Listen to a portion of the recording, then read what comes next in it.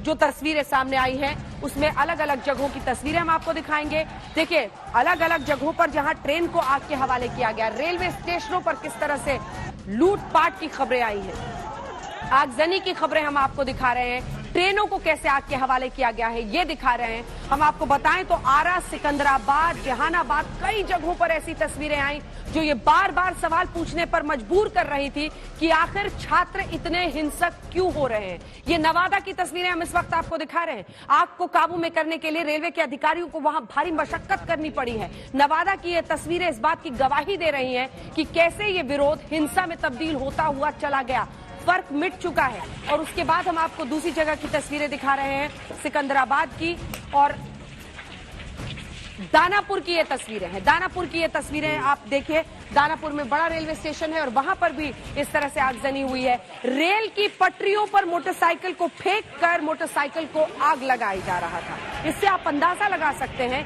कि विरोध के नाम पर किस तरह से उपद्रव मचाने की कोशिश हुई है। समस्तीपुर की तस्वीर देखिए, समस्तीपुर में देखिए कैसे ट्रेन को आग के हवाले किया गया। अब ये राष्ट्रीय संपत्ति है, ना तो ये बीजेपी की सरकार की संपत्ति है, ना ये किसी की संपत्ति है। ये सिर्फ और सिर्फ उन यात्रियों के नाम है जो भारतीय रेल का इस्तेमाल करते हैं। ये राष्ट्रीय संपत्ति है, उसको नुकसान पहुंचाना आखिर विरोध के नाम पर क्या इसकी इजाजत दी जा सकती है। अब हम आपको सुपौल की तस्वीरें दिखाते हैं। सुपौल की तस्वीरें देखिए, यहां पर भी पत्थरबाजी कई जगहों पर हुई है, आगजनी हुई है, पुलिस वाले समझाने की कोशिश कर रहे हैं, लाठीचार्ज की नौबत आ रही है। सवाल यह है कि विरोध के नाम पर यह सब कुछ क्यों हो रहा है, पत्थरबाजी की नौबत क्यों आ रही है।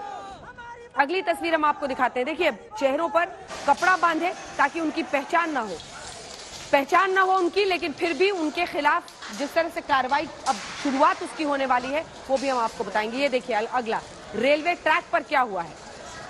अब हम आपको अलग अलग शहरों की तस्वीरें दिखाते हैं जहां बीते 3 दिनों में आप देखिए किस तरह से आगजनी की गई है और किस तरह का नुकसान पहुंचाने की कोशिश की गई है। इससे पहले कि हम आपका परिचय खास मेहमानों से कराएं, सवाल यही है कि विरोध के नाम पर क्या इस तरह की हिंसा हो सकती है, किन बिंदुओं पर छात्रों का विरोध है वो भी हम आपको दिखाएंगे। लेकिन अग्निपथ पर 7 राज्य आखिर क्यों है, कौन से है वो राज्य जहां पर सबसे ज्यादा हिंसा देखी गई है। बिहार, उत्तर प्रदेश, हरियाणा, राजस्थान, मध्य प्रदेश और उत्तर प्रदेश, उत्तराखंड, ये वो 7 राज्य हैं जहां पर सबसे ज्यादा विरोध सरकार के स्कीम का किया गया है।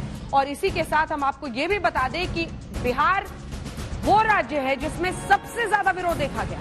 बिहार में कई शहरों में, चाहे वो आरा हो, जहानाबाद हो, सुपौल हो, बीते दिन भी हमने देखा है अलग अलग जगहों पर। पटना से शुरुआत हुई थी, पटना में देखिए किस तरह से आरा बिल्कुल करीब है, दानापुर, बक्सर, ये तमाम ऐसे शहर हैं जहां पर बिहार में आगजनी देखी गई। औरंगाबाद में भी इसी तरह से देखा गया। सासाराम हो, यानी पटना, आरा, बक्सर, सासाराम, औरंगाबाद, गया, बिहार में सबसे ज्यादा केंद्र बना जमुई तक में हिंसा देखी गई है। खगड़िया में भी विरोध देखा छात्रों का, सुपौल में भी दिखा। लेकिन जिन जगहों पर ट्रेनों को आग के हवाले किया गया है वो सबसे ज्यादा दुर्भाग्यपूर्ण है। पूर्णिया में भी ऐसे ही विरोध छात्रों का देखा गया, लखीसराय में भी इसी तरह का विरोध देखा गया। लेकिन इससे पहले कि हम आपका परिचय खास मेहमानों से कराएं, आइए आपको जल्दी से दिखा देते हैं तीनों सेना के प्रमुख आखिर क्या कह रहे हैं इस मुद्दे पर। हमारी यूनिट्स और फॉर्मेशंस इस परिवर्तन या अग्निपथ स्कीम को अपनाने के लिए पूरी तरह तैयार और उत्सुक है। हमारा ये भी प्रयास है कि जल्दी से जल्दी हमारे आखिरी जवान तक इस स्कीम के बारे में हम जानकारी उनको प्रदान करें। दूसरी बात, जहाँ तक युवाओं का सवाल है, मेरी यह राय है कि उनको ये स्कीम के बारे में पूरी तरह अभी तक जानकारी सही तरह से मिली नहीं है। एक बार ये समझ जाएंगे पूरे स्कीम के बारे में तो उन्हें विश्वास होगा कि यह स्कीम न सिर्फ युवाओं के लिए बल्कि राष्ट्र और भारतीय थल सेना तीनों के लिए फायदेमंद और जरूरी है।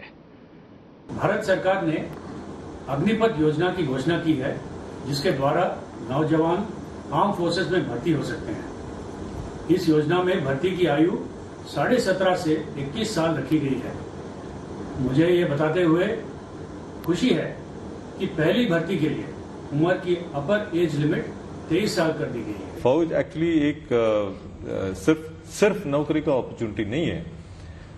फौज एक सर्विस है, मतलब आप देश सेवा कीजिए, और देश सेवा में तात्पर्य है तो आपको फौज में आना चाहिए। तो ये फैक्ट है कि हमने कैप लगाया कि 25% only will be taken forward.